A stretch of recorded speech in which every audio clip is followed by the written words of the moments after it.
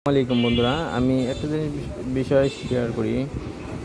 তো শেয়ার তো অনেক করি, বাট কোনো ফলাফল পাচ্ছি না। তবে দেখেন, আমি একটা জিনিস শেয়ার করি, সেটা হচ্ছে এই পিসিবিটার আপনার পাওয়ার সমস্যা ছিল। মানে পাওয়ারের এই সাইডটা, এই অংশটা পুড়িয়ে গেছিলো। তো অরিজিনালভাবে কাজ করা সম্ভব হয় নাই, মানে যে পার্টসগুলো পুড়িয়ে গেছে বেশিরভাগ আপনার অনেক আইসি, আপনার এখানে রেস্টন ছিল, এখানে ডায়োড ছিল, এই আপনার অসিলেশন আইসিটা, ডায়োডটা, এবং কি এখানে ভিতরে একটা ট্রানজিস্টর ছিল, সেটা পুড়িয়ে গেছে। দেখেন এই যে পার্টসগুলো টোটালি নষ্ট হয়ে গেছে, পুড়িয়ে গেছে। আমি এর পরিবর্তে যেহেতু আমি এখানে অরিজিনালভাবে কাজ করতে পারি নাই, এর পরিবর্তে আমি শুধু পাওয়ার সাইডটা একটা কেলি লাগাই দিচ্ছি 1 ওয়াটের। দেখছেন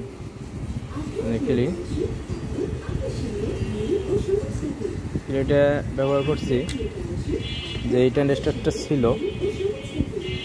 3 পা, ট্রানজিস্টরটা ছিল একটা লাগাইছি। আপনার কালারটা যেটা ছিল, এই যে কালার যেটা ছিল, কেলির 3টা ছিল, আপনার লেগ ছিল, 3টা তার ছিল। ব্লুটা কেটে ফেলছি, ব্লুটার প্রয়োজন নাই। এখানে রাখছি আপনার কালারটা, লালটা। তো কালারটা যেটা, এটা আমি গ্রাউন্ডে লাগাই দিছি। অপর পাশে দেখেন, গ্রাউন্ডে লাগাই দিছি।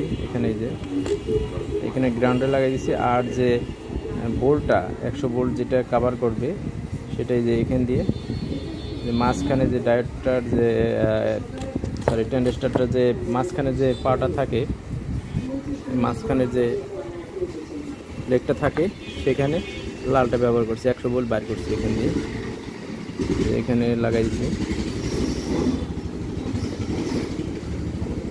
এখানে লাগিয়ে দিছি।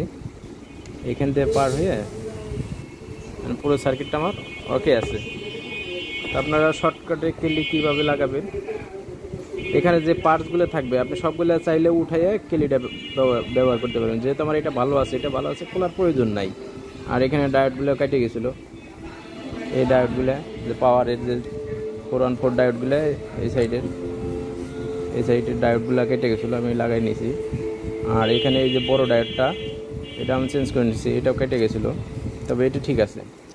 এই সাইডে ডায়োডের মান হচ্ছে 5100। তো আমি দোকান থেকে কিনে এইটা লাগাই দিয়েছি ডায়োডটা। আর এখানেও কিছু ডায়োড লাগাই দিয়েছি। আর এখানে যেইভাবে লাগাই দিয়েছি, এখানে 2টা মাইনাস প্লাস গ্রাউন্ডের সাথে কালোটা লাগাইছে। আর যে ট্রানজিস্টরের মাঝখানে যে পাওয়ারটা 100 ভোল্ট কভার করে, সেটাই লালটা লাগাই দিচ্ছি।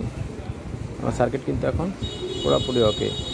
আমি চেক দিছি, যেহেতু ভিডিও অনেক বড় হবে, যার কারণে আসলে আমি সংক্ষেপে আপনাদের শেয়ার করলাম।